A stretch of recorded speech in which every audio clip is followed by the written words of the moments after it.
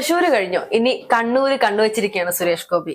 ഈ തൃശ്ശൂര് ഞാൻ ഇങ്ങ് എടുക്കുക എന്ന് പറഞ്ഞു. ആ തൃശ്ശൂർ അങ്ങനെ തന്നെ കൊണ്ടുപോകുന്നു നമ്മൾ കണ്ടു. ഇനിയിപ്പോ കണ്ണൂരും അത്തരത്തിൽ ഈ കണ്ണൂരും ഞാൻ ഇങ്ങ് എടുക്കുമേ എന്ന് സൗഹൃദത്തോടു കൂടി ഒരു ഭീഷണി മുഴക്കിയ അദ്ദേഹത്തിന്റെ ഒരു പ്രസ്താവനയാണ് ഇപ്പോൾ പുറത്തു വരുന്നത്. ഇനി കണ്ണൂരും LDF കോട്ട തകർത്തുകൊണ്ട് BJP കോട്ടയാകുമോ സുരേഷ് ഗോപിയുടെ നേതൃത്വത്തിൽ? കണ്ണൂരിനെ സംബന്ധിച്ച് പറയുകയാണെങ്കിൽ കണ്ണൂരിൽ നിൽക്കുമ്പോൾ തന്നെ നമുക്ക് ആദ്യം ചിന്തിക്കുന്നത് അതൊരു കമ്മ്യൂണിസ്റ്റ് ജില്ലയാണ്, കമ്മ്യൂണിസ്റ്റുകാർ അടക്കി വാഴുന്ന ഒരു ജില്ലയാണെന്നാണ്. പക്ഷെ കഴിഞ്ഞ ലോക്സഭാ തെരഞ്ഞെടുപ്പിലായിക്കോട്ടെ, ഇത്തവണത്തെ ത്രിതല പഞ്ചായത്ത് തെരഞ്ഞെടുപ്പിലായിക്കോട്ടെ, അവിടെയെല്ലാം UDFന്റെ ശക്തമായൊരു വേരോട്ടം നമ്മൾ കണ്ടിരുന്നു. അവിടെ ഈ RSSനോ BJPക്കോ ഒരു സ്ഥാനം ഉണ്ടാകുമോ എന്ന ചോദ്യം വളരെ പ്രസക്തമാണ്. കാരണം കണ്ണൂരിലാണ് ഏറ്റവും കൂടുതൽ RSSന്റെ ശാഖകളുള്ളത്. അത്രയും സ്ട്രാറ്റജിക്കലി, അത്രയും എന്താ പറയാ, ഒരു സ്ട്രക്ചറൽ ആയിട്ട് വർക്ക് ചെയ്യുന്ന ഒരു സിസ്റ്റം അവിടെ ഇപ്പൊ ഉണ്ട് എന്നുള്ളതാണ് സത്യം. പക്ഷെ അതൊന്നും പുറത്തറിയുന്നില്ലായിരുന്നു എന്നുള്ളതാണ്. കാരണം BJPയെ സംബന്ധിച്ച് നമുക്കറിയാം, BJP എല്ലാം സൈലന്റ് ആയിരുന്നു പ്രവർത്തിക്കുന്നവരാണ്. ഇപ്പൊ തിരുവനന്തപുരം കോർപ്പറേഷനിലും BJPയുടെ മുഖം നമ്മൾ ആരും പ്രതീക്ഷിച്ചിരുന്നില്ല. അവിടെ BJP ഇത്തരത്തിലൊരു തരംഗം സൃഷ്ടിക്കുമെന്ന് ആരും പ്രതീക്ഷിച്ചിരുന്നില്ല. അതിന് റിസൾട്ട് വന്ന സമയത്ത്, ആ ഒരു തെരഞ്ഞെടുപ്പിന്റെ ഫലം വന്നപ്പോൾ നമ്മളിൽ പലരും ഞെട്ടിയതും അതുകൊണ്ട് തന്നെയാണ്. ഇനി കണ്ണൂരിൽ ഇത്തരത്തിലുള്ള ഒരു അത്ഭുതകരമായ എന്തെങ്കിലും ഒരു സംഭവിക്കുമോ എന്നുള്ളത് നമ്മൾ കാത്തിരുന്ന് കാണേണ്ടത് തന്നെയാണ്. അപ്പോ മേഘ പറഞ്ഞതുപോലെ കണ്ണൂരിൽ RSSന് ഏറ്റവും കൂടുതൽ ശാഖകളുള്ള സ്ഥലമാണ്. അവിടെ ഏറ്റവും കൃത്യമായി തന്നെ പ്രവർത്തകർ അവിടെ ഉണ്ട്. പക്ഷെ ആരും അറിയുന്നില്ല, അല്ലെങ്കിൽ ആരെയും അറിയിച്ചിരുന്നില്ല എന്നുള്ളതാണ്. ഇത് ഇന്നോ ഇന്നലെയോ തുടങ്ങിയതല്ല, 60 വർഷങ്ങളോളമായിട്ട് അവിടെ ഇത്തരത്തിലുള്ള ഒരു ശാഖകൾ പ്രവർത്തിക്കുന്നുണ്ട് എന്നുള്ളത് നമ്മൾ അറിയുമ്പോൾ നമുക്കത് വളരെയധികം ഞെട്ടലാണ് സമ്മാനിക്കുന്നത്. സുരേഷ് ഗോപി തൃശ്ശൂർ എടുക്കും എന്ന് പറഞ്ഞപ്പോ നമ്മളെല്ലാവരും ചിരിക്കുകയും തമാശിക്കുകയും ഒക്കെ ചെയ്തിരുന്ന ഒരു കാര്യമാണ്. പക്ഷെ അന്ന് തന്നെ രാഷ്ട്രീയ നിരീക്ഷകർ പറഞ്ഞ കാര്യമുണ്ട്, അയാൾ പറയുന്നതിൽ കാര്യമുണ്ട്, അയാൾ പറയുന്നതിൽ കഴമ്പുണ്ട്, അയാൾ തൃശ്ശൂർ എടുക്കുമെന്ന് പറഞ്ഞാൽ സാധ്യതയുണ്ട് എന്നുള്ള കാര്യം. അത് നമ്മൾ അന്ന് തള്ളിക്കളഞ്ഞെങ്കിലും പിന്നീട് നമുക്കത് മനസ്സിലാവുന്ന സാഹചര്യമാണ് ഉണ്ടായത്. ഞാൻ മുൻപ് ഏതൊക്കെയോ ചർച്ചകളിൽ പറഞ്ഞിട്ടുണ്ട്. ഞാൻ പഠിച്ച കലാലയത്തിൽ ഞാൻ പഠിച്ചിറങ്ങി 2 വർഷം കഴിഞ്ഞ് ABVPക്ക് ആദ്യത്തെ സീറ്റ് അവിടെ ലഭിക്കുകയാണ്. ഞാൻ പഠിക്കുന്ന കാലത്ത് ABVPക്ക് അവിടെ ഒരു യൂണിറ്റ് പോലും ഉണ്ടായിരുന്നില്ല എന്റെ കോളേജില്. അപ്പൊ ആദ്യത്തെ സീറ്റ് അവിടെ കിട്ടിയപ്പോ എല്ലാവരും കളിയാക്കി. ബാക്കിയുള്ള കുട്ടികള്, ഞങ്ങള് പാസ് ഔട്ട് ആയ സീനിയേഴ്സ് ഒക്കെ അതൊരു തമാശയായിട്ട് എടുത്തു. പക്ഷെ ഞങ്ങളുടെ സംഘടനാ ഗ്രൂപ്പില് ഞങ്ങളുടെ ഒരു സീനിയർ ഇട്ടൊരു മെസ്സേജ് ഉണ്ട്, നിങ്ങൾ സൂക്ഷിച്ചു, അവരൊറ്റ സീറ്റിൽ നിന്ന് അവര് വളർന്നു വരും എന്നുള്ള കാര്യം. അവിടെ ഇപ്പോ വളരെ സ്ട്രോങ് ആയ ഒരു ABVPയുടെ ഒരു യൂണിറ്റ് ഉണ്ട്. എത്ര സീറ്റ് ലഭിച്ചു എന്നുള്ളതല്ല, പക്ഷെ സ്ട്രോങ് ആയ ഒരു യൂണിറ്റ് ഉണ്ട്.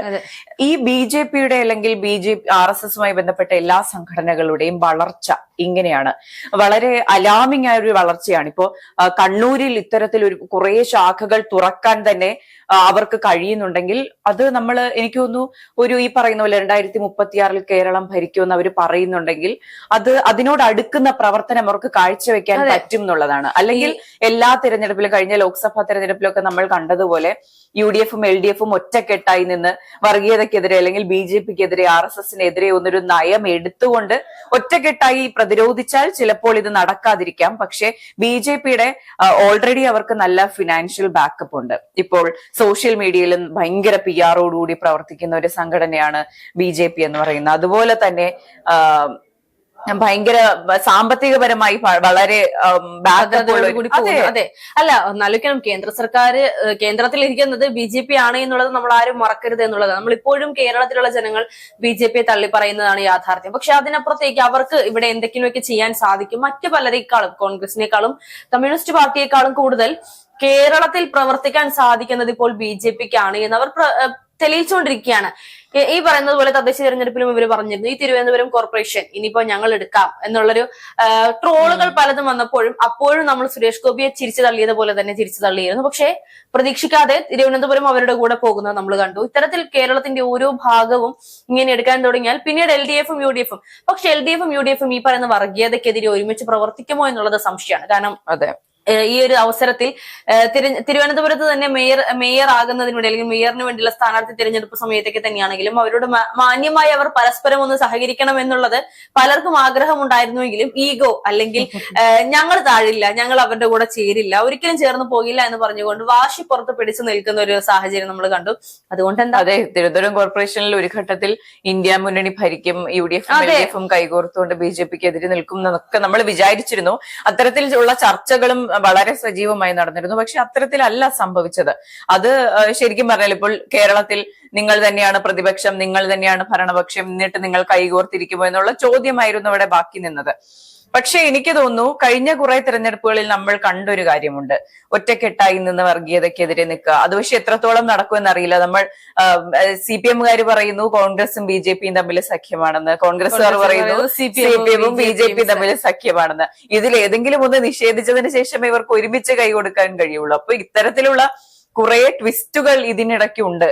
എന്ത് തന്നെയായാലും BJP നേതാക്കളും BJP പ്രവർത്തകരും അവകാശപ്പെടുന്നത് പോലൊരു വലിയ വളർച്ച BJP കേരളത്തിൽ ഉണ്ടാക്കാൻ സാധിച്ചില്ല എങ്കിൽ പോലും വളർച്ച നേടും അവർ. അല്ല, ഈ സഖ്യം ആരോപണം ഉണ്ടല്ലോ, അത് യഥാർത്ഥത്തിൽ BJP-യുടെ കൃത്യമായ സ്ട്രാറ്റജിയാണെന്നാണ് നമുക്ക് മനസ്സിലാക്കാൻ സാധിക്കുന്നത്. ഈ ഒരു സഖ്യം എന്നുള്ളൊരു അതായത് LDF-ഉം BJP-യും തമ്മിൽ, അല്ലെങ്കിൽ UDF-ഉം BJP-യും തമ്മിലുള്ള സഖ്യം യഥാർത്ഥത്തിൽ പുറത്തുവിടുന്നത് BJP-യുടെ സൈബർ ഹാൻഡിലുകളിലൂടെയാണ് പുറത്തു വരുന്നത് എന്നാണ് നമുക്ക് മനസ്സിലാക്കാൻ സാധിക്കുന്നത്. കാരണം ഈ ഒരു ആരോപണം നിലനിൽക്കെ ഒരിക്കലും CPM-ഉം കോൺഗ്രസും തമ്മിൽ സഖ്യം ചേരില്ല, അല്ലെങ്കിൽ അവർ ഒരുമിക്കില്ല. കാരണം അവരുടെ ഉള്ളിൽ എന്താണ്, ഇവർ തമ്മിൽ BJP-യുമായി സഖ്യമാണ് എന്നുള്ളൊരു ഭയം ഉള്ളിലുണ്ട്. അതുകൊണ്ട് തന്നെ ഇവർ ചേർന്നു പോകില്ല.